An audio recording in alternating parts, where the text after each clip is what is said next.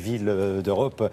On va parler de Vienne. Et Jacques de Jandil, il est allé faire un petit tour à Vienne pour tester l'accessibilité aux personnes handicapées. Et vous verrez que l'Autriche est plutôt bien occupée, en tout cas Vienne. Oui, absolument, c'est à Vienne que je vous emmène aujourd'hui. Une capitale classée numéro 1 pour sa qualité de vie. Mais qu'en est-il de son accessibilité? Réponse en images.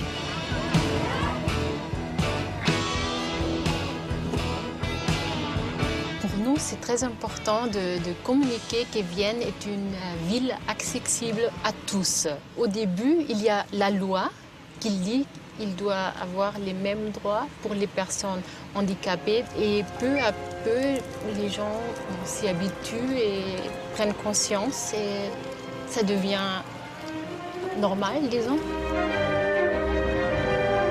Le quartier des musées, c'est un des endroits culturels les plus importants dans le monde. Nous sommes dans le Museumsquartier qui regroupe en un même lieu, bien sûr des musées, mais également 70 institutions qui s'intéressent à l'art. Vous avez plusieurs musées. Un, c'est le Leopold, où vous avez la plus grande collection de Egon Schiele.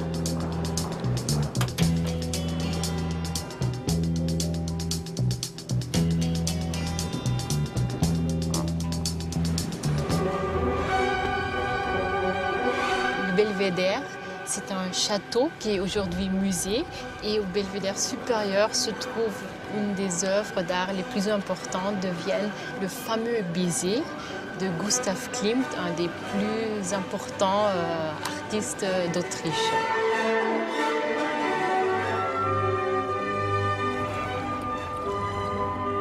Les cafés, j'aime bien cette comparaison, c'est le Facebook d'aujourd'hui, puisque c'est l'endroit où se rencontrent toutes les classes sociales. Donc c'est un endroit où on refait le monde. Les cafés viennois sont de véritables institutions. Les hommes politiques, les comédiens, les journalistes y confrontent leurs idées autour d'un Apfelstrudel. À cette table sont passés Freud, Marlène Dietrich et même Romy Schneider. Si Vienne est une capitale où il fait bon vivre, Vienne est aussi une capitale musicale. Les plus grands compositeurs sont passés par ici. Schubert, Mahler, Beethoven, Johann Strauss et bien sûr Mozart. Nos transports publics sont vraiment très bien. Les stations de métro, donc soit vous prenez l'ascenseur, soit il y a des rampes. Pour le tram, tout d'abord, vous avez des signes qui indiquent les trams à plancher bas. Donc normalement, c'est 1 sur 2 et il y a une rampe à l'avant. Et le chauffeur vous aide gentiment. Il y a environ 250 000 appartements sociaux ici à Vienne. Les derniers construits sont derrière moi. Ils sont l'œuvre du célébrissime Hundertwasser. Le quartier n'est pas vraiment très accessible, mais ça vaut le coup d'œil.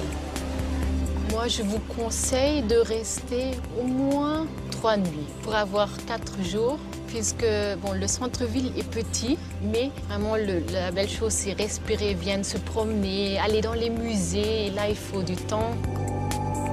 Vienne est sans conteste l'une des capitales que nous ayons visitées parmi les plus accessibles. La preuve, même les fiacres sont adaptés. Vous trouverez toutes les informations relatives à ce voyage sur le site de l'émission. Je vous souhaite une très bonne journée, à très bientôt.